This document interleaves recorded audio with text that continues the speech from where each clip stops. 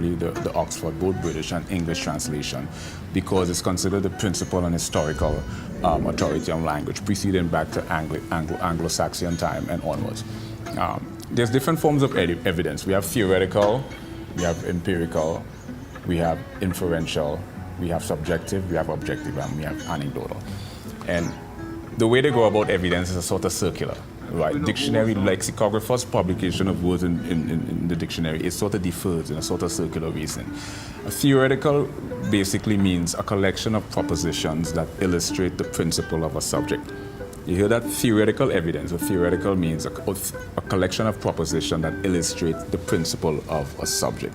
Then you have inferential. Inferential is based on evidence, reason, and data.